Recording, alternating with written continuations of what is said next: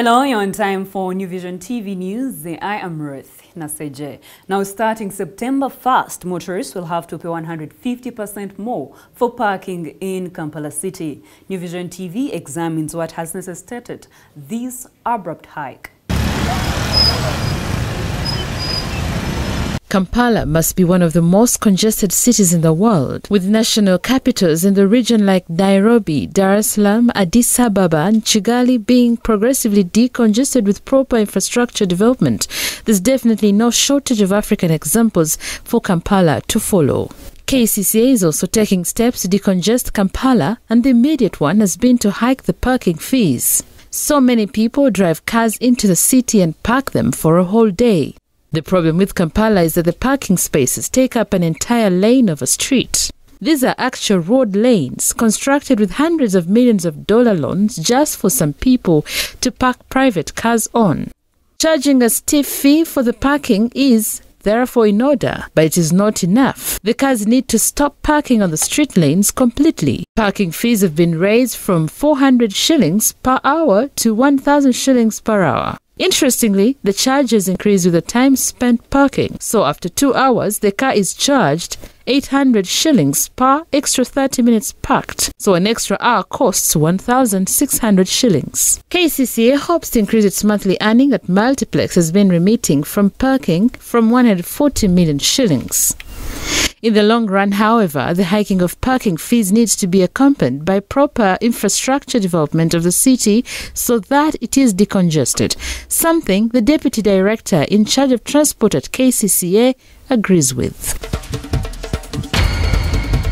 Moving on, Uganda Petroleum Authority has invited local companies to the National Supplier Database to be able to win contracts to supply goods and services when oil works begin in the Albertine-Graben region. The authority's top lawyer said if Ugandans do not apply, the contracts will be awarded to foreign companies. Available statistics show that only 450% companies are registered in the National Supplier Database. The oil and gas industry has reached development and production stage with studies ongoing and bids requested for works that start in 2018. The authority's Director, Legal and Corporate Affairs, Ali Sekatawa, says several services have been gazetted and only Ugandan companies in the NSD will be prioritized. On first, we are inviting suppliers of goods and services in the oil and gas industry to make their applications to the National Supplier Database, okay, for 2018.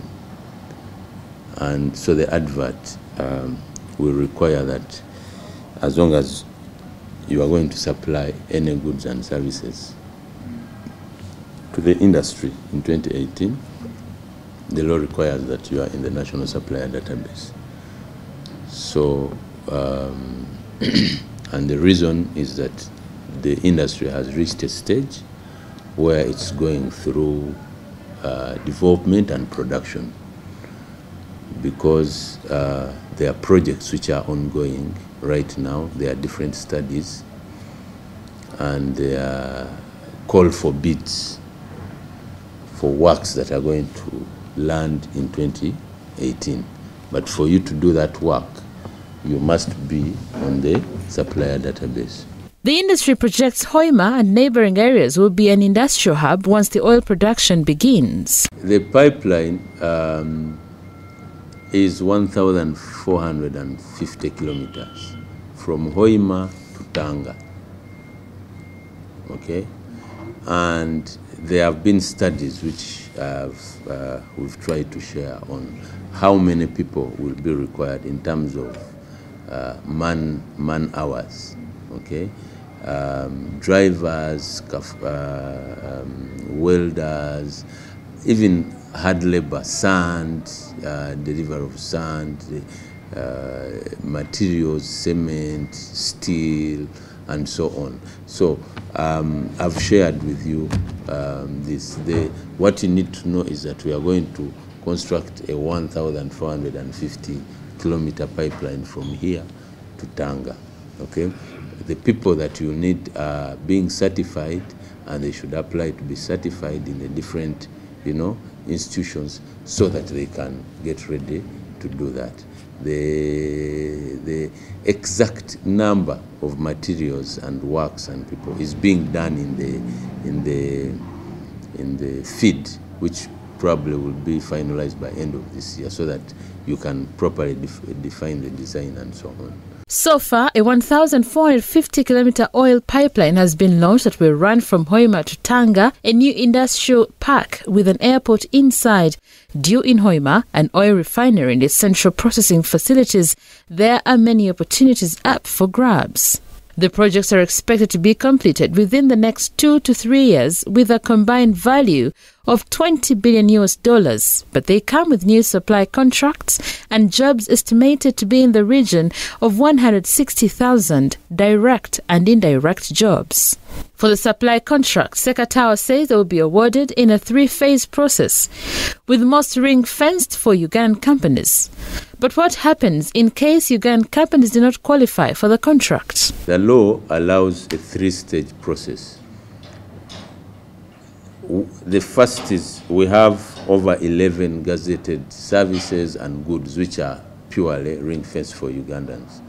But we have another stage in that Ugandans, even without these, they are given priority on all the other services and goods in the industry.